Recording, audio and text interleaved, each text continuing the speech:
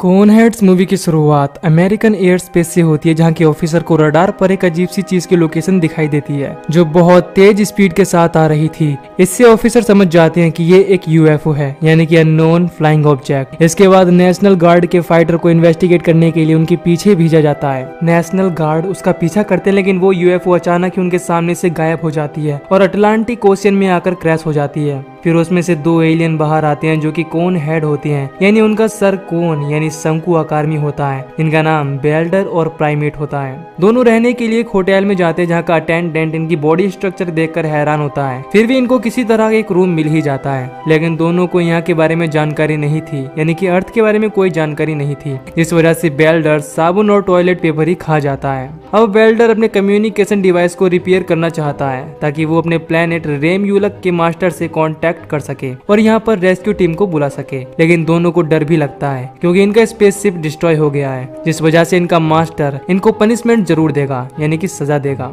Help आने तक दोनों इंसानों के बीच ही रहने का डिसाइड करते हैं। अब बेल्डर एक अप्लायंस रिपेयर मैन का काम करने लगता है। इनका मालिक इनके काम से काफी खुश होता है क्योंकि वो अपने काम को बहुत ही ईमानदारी के साथ करता है। लंच करने के लिए बेल्डर प्राइमेट के पास चला जाता है, जहाँ पिज्जा खाते समय उसका मुंह जलने लगता है। इसके बाद बेल्डर अपने मुंह में विंडो क्लीनर डाल लेता है। अब इनका कम्युनिकेटर डिवाइस रिपेयर हो चुका था, इसीलिए प्राइमेट बेल्डर को अपने प्लेनेट पर सिग्नल भेजने के लिए बोलती है। इसके बाद बेल्डर अपने प्लेनेट पर कांटेक्ट करता है और अपने साथी मोरलेक्स को अपनी सिचुएशन के बारे में बताता है, यानी कि अपनी हालात बताता है। ये जानकर मोरलेक्स इन पर गुस्सा होने लगता है क्योंकि इनको धरती पर कब्जा करने के लिए भेजा गया था, जबकि दोनों यहीं पर फंस गए और काम करने लगे। फिर बेल्डर उससे रेस्क्यू वेजल भेजने के लिए बोलता है। इस पर मोरलेक्स बताता है कि कुछ सालों बाद यहाँ के सोलर सिस्टम में एक स्पेसशिप आएगा। ये सुनकर दोनों के होश उड़ जाते हैं क्योंकि इनको अब यहाँ पर काफी समय बिताना होगा, यानी कि शायद अब ये यहाँ पर फंस चुके हैं। अब प्राइमेट कहती है कि इस समय उसके पास एक इम्पोर्टेंट न्यूज है, यानी कि बहुत ही जरूरी खबर है। वो बेल्डर को बताती है कि वो प्रेग्नेंट हो गई है। ये जानकर बेल्डर काफी खुश हो जाता है। बेल्डर के बॉस को उसकी वजह से बहुत ज्यादा मुनाफा हो रहा था, यानी कि फायदा हो रहा था, इसीलिए वो उसको भी अच्छा अमाउंट पे करता है, यानी कि अच्छी खासी सैलरी देता है।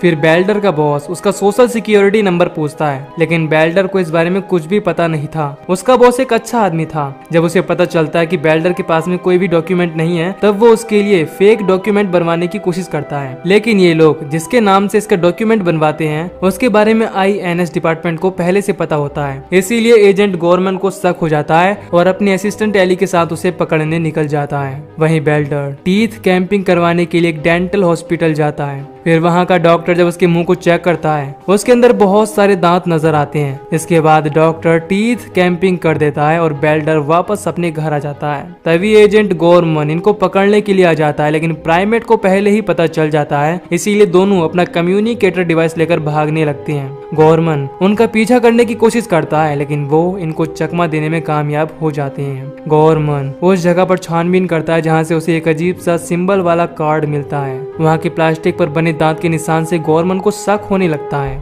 वहीं कुछ महीनों बाद बेल्डर अब एक ईमानदार टैक्सी ड्राइवर बन गया है, जो प्राइमेट के साथ अपने बॉस के बेसमेंट में रहता है। अब प्राइमेट के पेट में कुछ ज्यादा हलचल होने लगती है। इससे बेल्डर समझ जाता है कि प्राइमेट जल्दी ही एक बच्चे को जन्म देने वाली है। तभी अचानक से उसको लेबर पेन होने लगता है, जिसके कुछ समय बाद वो एक बच्ची को जन्म देती है। इससे दोनों बहुत खुश होते हैं। दूसरी तरफ गॉर्मन बेल्डर का स्केच बनवा रहा था। तभी एली वहाँ आता है और बताता है कि बेल्डर के घर से जो कार्ड मिला था, वैसा कैरेक्टर और सिंबल कहीं पर भी मौजूद नहीं है। इसीलिए रिसर्चर का मानना है कि बेल्डर और प्राइमेट इस प्लेनेट के नहीं है। इससे गॉर्मन भी काफी खुश हो जाता है क्योंकि अगर उसने इन दोनों को पकड़ लिया तो उसकी प्रमोशन हो जाएगी। इसीलिए वो अपनी टीम लेकर उनको पकड़ने चला जाता है। उसकी टीम वहाँ टैक्सी आने का इंतजार करने लगती है क्योंकि उनको लग रहा था कि बेल्डर टैक्सी में जब आएगा तो ये लोग आसानी से उसे पकड़ लेंगे। फिर टैक्सी जैसे ही वहाँ आती है, गॉर्मन की टीम बेल्डर को पकड़ने जाती है, लेकिन वहाँ से इनको बेल्डर नहीं मिलता क्योंकि अब वो यहाँ से शिफ्ट हो गया था। अगले सीन में बेल्डर और उसकी फैमिली को दिखाया जाता है। इन्होंने अपनी डॉटर का नाम कोनी रखा है। समय बीतने के साथ उनकी डॉटर बड़ी होने लगती है।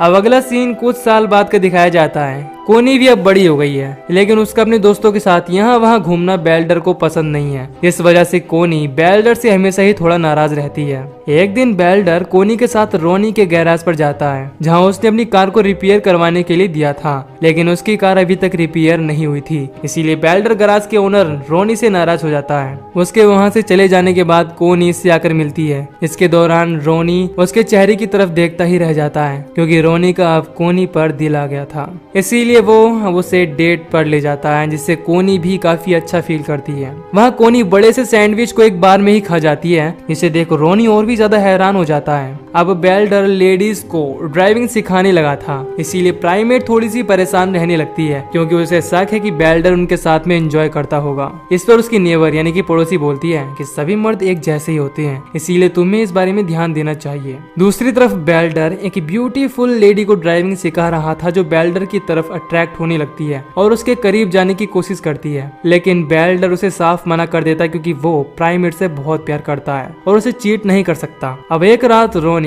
कोनी को ड्रॉप करने उसके घर जाता है, जहाँ पर दोनों एक दूसरे को किस करते हैं। इससे रोनी एक्साइटेड हो जाता है और उसके करीब जाने लगता है, लेकिन कोनी अभी इस चीज के लिए तैयार नहीं थी, इसीलिए वो रोनी पर गुस्सा होकर वहाँ से चली जाती है। इस समय वो बहुत दुखी भी हो जाती है, क्योंकि उसे लगने लगा था कि रोनी भी बाकी लड़कों की जैसा है, जो उसके साथ केवल एंजॉय करना चाहता है। तभी उसकी बात बेल्डर सुन लेता है, जिसके बाद वो बाहर जाकर रोनी को जान से मारने की धमकी देता है, क्योंकि गंदी हरकत करने वाले लोग उसको बिल्कुल भी पसंद नहीं। अब जब कोनी को पता चलता है कि बेल्डर ने रोनी को धमकाया है, तब उनके बीच टेंशन और भी बढ़ जाती है। इससे कोनी और भी दुखी हो जाती है। इसके बाद प्राइमेट उसके पास आकर उससे बातें करने लगती है और उससे अपने यंग लाइफ के बारे में बताने लगती है, यानी कि जब वो जवान थी। अब बेल्डर अपने नेबर के साथ यानी कि पड़ोसी के साथ गोल्फ की प्रैक्टिस करने लगता है, जिसमें वो काफी अच्छा परफॉर्म करता है, यानी कि काफी अच्छा खेलता है। अब अगले दिन कोनी के स्कूल में फ्लिप कंपटीशन था, जिसमें कोनी के क्लिप से पानी के बहुत कम छींटे बाहर आते हैं और वो इस कंपटीशन को जीत जाती है। वहाँ पर रोनी भी आया था, जो पिछली रात के लिए उसे सॉरी बोलता है, लेकिन कोनी अभी भी उसे नाराज थी, इसीलिए वो बिना कुछ बोले वहाँ से चली जाती है। अब रात को प्राइमेट और बेल्डर साथ में होते हैं। प्राइमेट पूछती है कि अगर मुझे कुछ हो जाए और मैं मर जाऊं, तब क्या तुम अपने लिए किसी दूसरे साथी को खोज लोगे? इस पर बेल्डर कहता है कि अगर तुम्हें कुछ हो गया, तब मैं भी तुम्हारी यादों में तड़प कर अपनी जान दे दूंगा। ये सुनकर प्राइमेट को बहुत अच्छा लगता है, इसीलिए वो अगली रात को अपना पूरा रूम रोमांटिक बना देती है, जिससे बेल्डर भी काफी खुश हो जाता है और दोनों एक दूसरे को प्यार करते हैं। अब गॉर्मन और एली को बेल्डर की लोकेशन के बारे में पता चल जाता है, जिसके बाद दोनों किसी तरह उसके घर में चले जाते हैं और उसके साथ बातें करने लगते हैं, लेकिन बेल्डर उनकी असली इंटेंशन को समझ नहीं पाता, यानी कि उनका इरादा समझ नहीं पाता। यहाँ गॉर्मन बेल्डर की डॉटर कोनी को भी देखता है, जो कि कॉस्ट्यूम पार्टी में जा रही थी। तभी प्राइमेट को उसके रूम से बीप की आवाज सुनाई देती है। चेक करने पर उसे पता चलता है कि कम्युनिकेशन डिवाइस पर उसके प्लेनेट से कॉल आ रहा है। इसके बाद वो बेल्डर को जाकर बताती है कि उसके लिए बिग फोन से कॉल आया है। ये सुनते ही बेल्डर गॉर्मन और एली को अपने घर से बाहर कर देता है। वहीं कॉस्ट्यूम पार्टी में कोनी रोनी के साथ डांस कर रही थी और अब गॉर्मन भी वहां आ गया था। तभी बेल्डर वहां आकर कोनी को पार्टी से बाहर लाता है। इसके बाद उसे बताता है कि इतने सालों इंतजार के बाद हमें लेने के लिए रेस्क्यू वेसल आने वाला है। इसके बाद हम अपने होम प्लेनेट पर चले जाएंगे। लेकिन इतनी जरूरी न्यूज के बाद भी कोनी खुश नहीं थी। वो बेल्डर से कहती है कि मुझे रोनी से प्यार है, लेकिन बेल्डर इस बात से दुखी हो जाता है, क्योंकि यहाँ के लोग केवल अपने स्वार्थ के लिए दूसरों का यूज करते हैं। कोनी इस बात को रोनी से बताना चाहती थी, इसीलिए वो उसको अपने साथ लेकर पार्टी से बाहर चली जाती है। तभी वहाँ पर golfer of the year award का अनाउंसमेंट होता है, जिसे बेल्डर जीत गया था। वो इस बात से बहुत खुश होता है। इधर कोनी अपने पेरेंट्स के सेंसोरिंग से एंगेजमेंट को कंप्लीट करने वाली होती है। तभी उसके पेरेंट्स वहाँ पर आ जाते हैं और बेल्डर इनको रोक देता है। इस पर रोनी कहता है कि वो कोनी से प्यार करता है और उसके साथ ही जीना चाहता है। उसी समय INS वाले इनको गिरफ्तार करने के लिए आ जाते हैं। तब रोनी बेल्डर की मदद करने के लिए INS वालों को डिस्ट्रैक्ट करता है, लेकिन फिर भी वो बेल्डर को घेर लेते हैं। अब गॉर्मन काफी खुश होता है और उनको अरेस्ट करने जाने लगता है। तभी वहाँ पर रेस्क्यू वेसल आ जाता है और बेल्डर की कार को अपने अंदर लेने लगता है। फिर बेल्डर को रोकने के लिए गॉर्मन और एली कार के ऊपर लटक जाते हैं। इसके बाद वो दोनों भी वेसल के अंदर चले जाते हैं और बेल्डर उनको वहीं पर कैद कर लेता है। इसके कुछ देर बाद ही वेसल रेम यूलक प्लेनेट पर पहुंच जाता है, जहाँ के लोग बेल्डर का बहुत अच्छे से वेलकम करते हैं। इसके बाद बेल्डर अपने मास्टर के पास जाता है। वो बेल्डर से धरती से लाए गए गिफ्ट को मांगता है। इसके बाद बेल्डर बंदी बनाए हुए गॉर्मन और एली को उसके सामने पेश करता है। इसके अलावा वो अपने साथ लाए कुछ और गिफ्ट को भी देता है। बेल्डर के इस काम से उसका मास्टर काफी खुश हो जाता है, लेकिन तभी वो देखता है कि बेल्डर ने टीथ कैप कराया है, जिस वजह से वो उस पर राजद्रोह का आरोप लगा देता है और उसे गार्थोक के साथ फाइट यानी कि लड़ाई करने के लिए बोलता है। दरअसल गार्थोक एक मॉन्स्टर है जो तीनों चांद के निकलने पर उनकी लाइट में बाहर आता है। खैर अब सभी लोग एक जगह पर इकट्ठा हो जाते हैं। फिर तीनों चांद जैसे ही बाहर आती हैं, गार्थोक भी अपनी गुफा से बाहर आ जाता है। इसके बाद जिनको भी सजा मिली थी वो एक एक करके लड़ने जाते हैं और गार्थोक उनके टुकड़े करके मार डालता है। इसके बाद बेल्डर की बारी आती है। वो भी काफी डर गया था, लेकिन वो अपनी गोल्फिंग स्किल का यूज करता है। गार्थोक जैसे ही उस पर हमला करने जाता है, बेल्डर उसके गले के अंदर एक पत्थर डाल देता है, जिस वजह से उसको सांस लेने में तकलीफ होने लगती है और आखिरकार दम घुटने से गार्थोक मारा जाता है। ये देख सभी लोग बहुत खुश हो जाते हैं और बेल्डर की इस बहादुरी के लिए उसे चीयर्स भी करते हैं। अब बेल्डर ने गार्थोक को हराया था। इसके बदले में मास्टर उसकी किसी एक रिक्वेस्ट को पूरा करने का ऑफर देता है। इस पर बेल्डर कहता है कि मैं पृथ्वी पर वापस जाकर उस पर अपना कब्जा करना चाहता हूँ। इसके अलावा मैं गॉर्मन और एली को भी साथ ले जाना चाहता हूँ, लेकिन मास्टर उसे केवल गॉर्मन को साथ ले जाने की परमिशन देता है। इसके बाद वो अपनी फैमिली और गॉर्मन को साथ लेकर धरती के लिए निकल जाता है। इसके साथ में और भी फाइटर स्पेसशिप होती हैं, जबकि एली रेम्यूलक के मास्टर का असिस्टेंट बन जाता है। अब बेल्डर जैसे ही धरती पर पहुंचता है, वो झूठ बोलता है कि दुश्मन ने लेजर गन से उसे घेर लिया। ये सुनते ही उसके अलावा सभी वापस चले जाते हैं। अब बेल्डर, कोनी, प्राइमेट और गॉर्मन बाहर आ जाते हैं। इसके बाद बेल्डर उस स्पेसशिप को वापस भेजने लगता है। फिर वो कोनी से कहता है कि तुम्हारी खुशी मेरे लिए सबसे जरूरी है, यानी कि वो धरती पर अपनी फैमिली की खुशी के लिए वापस आया है।